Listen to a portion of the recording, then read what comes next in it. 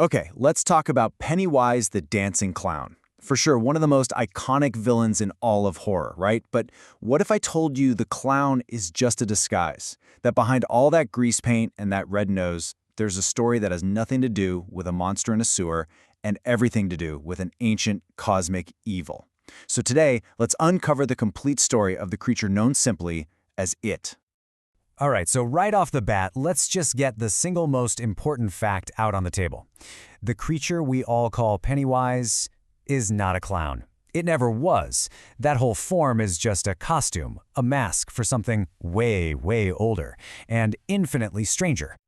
So, what is it then? Well, it is an ancient, super malevolent entity from a dimension completely outside our own universe, a place called the Macroverse.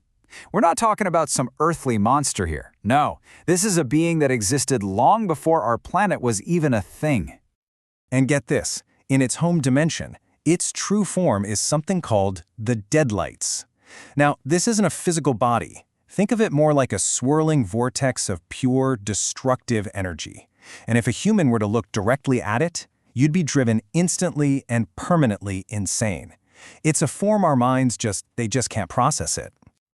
Okay, so how in the world does a cosmic horror on this scale end up in a tiny little town in Maine? Well, to understand that, we have to rewind. We're going back millions of years, to a time long before any human ever walked the Earth. So way back, during Earth's formation, its vessel, or whatever it was, crash-landed right on the spot that would one day become Derry, Maine. It just slept for eons, ages, until the native Shokopiwa tribe stumbled upon it.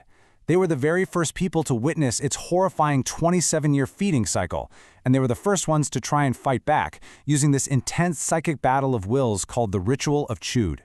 But it wasn't enough. The ritual just wasn't enough. Its power was simply too immense. The first humans to ever go up against this thing were totally overwhelmed, and so the creature was just left to slumber beneath the earth, completely undisturbed. So after that failed attempt, it basically remained undisturbed for centuries.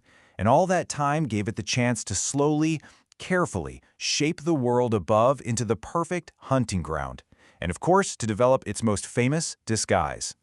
Which naturally brings us to the big question literally everyone asks. Out of all the terrifying forms it could possibly take, why a clown? Honestly, the answer is purely strategic. See, a clown is supposed to be alluring to children, right?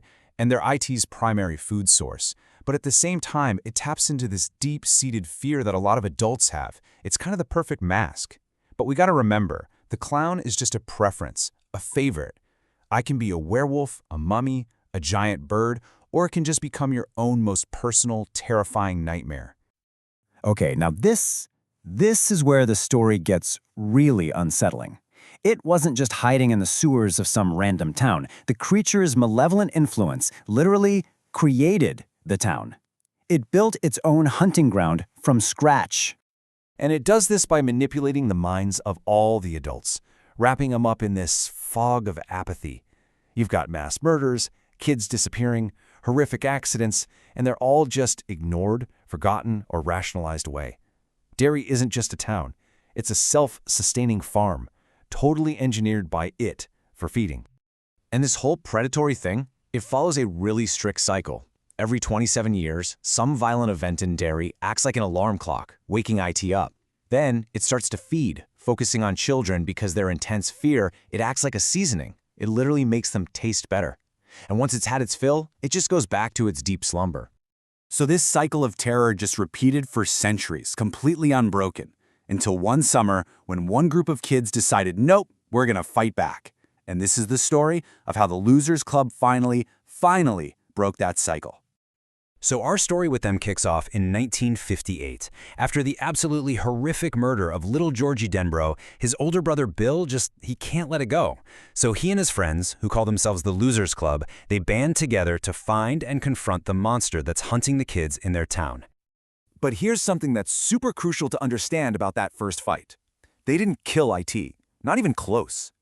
Through their collective courage and their belief, they managed to wound it, and wounded badly enough to force it back into hibernation way ahead of schedule.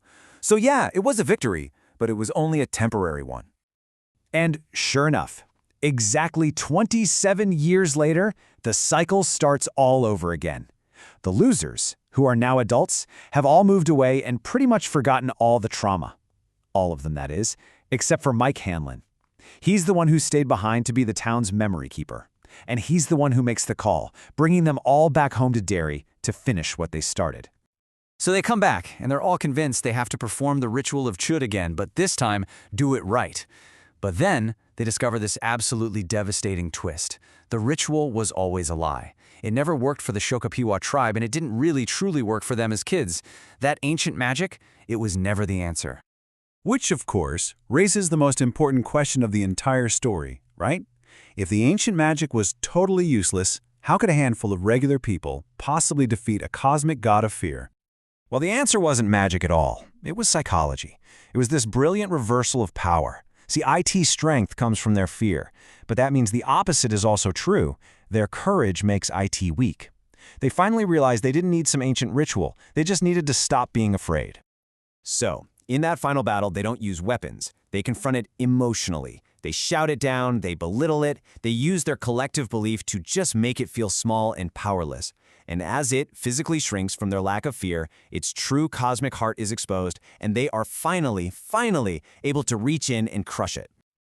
And with IT truly, actually dead, the malevolent energy that was holding Derry together just vanished. The town, which was really just a construct of IT's will, immediately started to fall apart. The sewers collapsed, buildings started sinking into the earth. Derry was literally being unmade. So, after millions of years, the cycle is finally broken. Let's do a quick recap of the final truth behind this ancient cosmic predator. So when you boil it all down, the story of IT isn't really about a killer clown at all. It's about a cosmic predator from another dimension that decided to make Earth its personal feeding ground. It built a whole town just to farm fear from children for millions of years. And after all the ancient magic and all the rituals failed, it was ultimately defeated by something so simple yet so powerful, a few friends choosing courage over fear. And so, it is gone. Destroyed. Physically and cosmically. But the story leaves us with one final, pretty chilling question. What if it wasn't the only one of its kind? What if there's another creature just like it, still out there, just floating in the endless dark of the macroverse?